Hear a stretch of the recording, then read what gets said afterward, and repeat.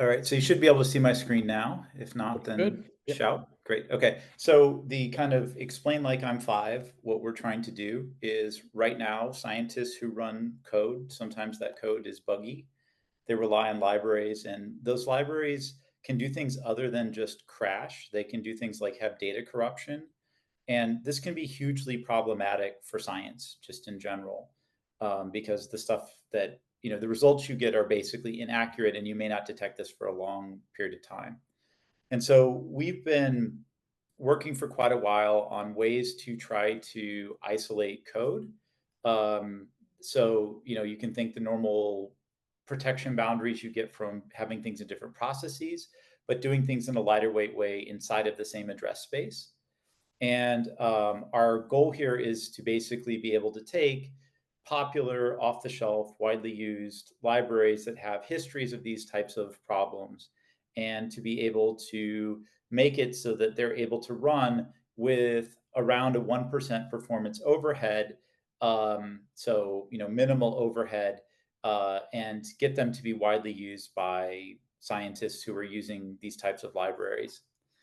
And so the kind of innovations that we're doing here is we're basically providing much better isolation within a single address space, which is a concern for HPC.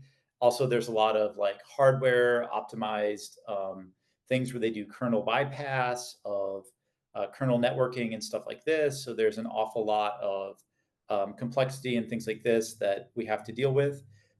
Fortunately, we've been very fortunate to have a lot of our prior work transition out into really widespread use across many millions of devices. Through most of the stuff that I've done that's done that has been software supply chain related. But I have been working in this space, in this kind of compartmentalization isolation space for quite a long time, about 15 years or so. And we already have some great community engagements. I'm presenting to a bunch of astronomers, mostly in Europe, like next month, to talk to them about the early stages of what we're doing here and how this is going to go. We've also brought together a collection of people from across the kind of space of people doing different compartmentalization techniques. So people like the folks doing like Cherry or Intel's MPK, which are hardware-based techniques, a bunch of like Howie Schroeb's performers across their hardware isolation systems that they're building and doing, as well as a bunch of folks doing SFI and other types of compartmentalization. We're founding a new foundation under the Linux Foundation to push all of this.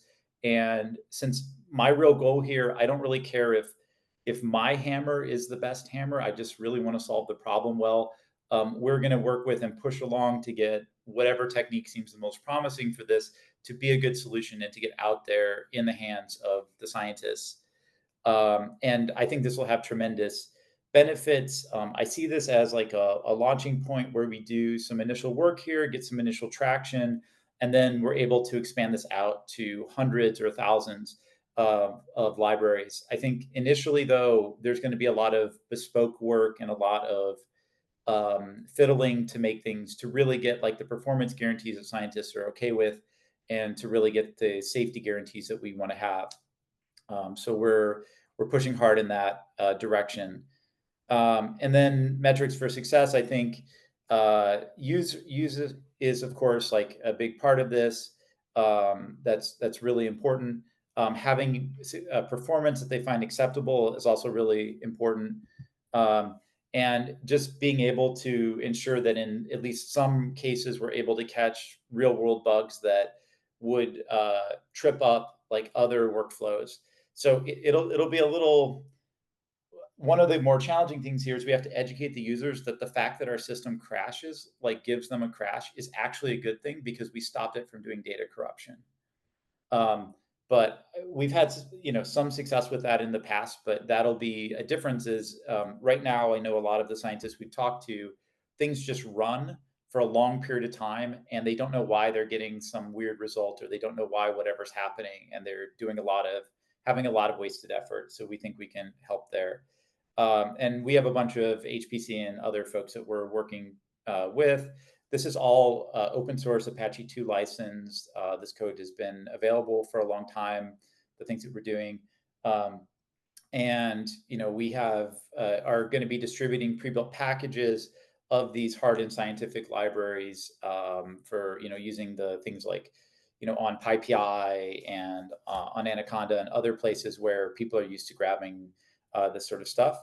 And we've been working with a bunch of folks. I want to give a shout out to Xiaoyi Liu at UC Merced, since we have some Merced folks here, who's been really nice, been coming to a lot of our meetings and talking with us about this. And in general, we just have like kind of a broad community of friendly folks who want to see this problem solved. So we're going to jump in and put our muscle behind whatever seems to be the most palatable solution to our adopters.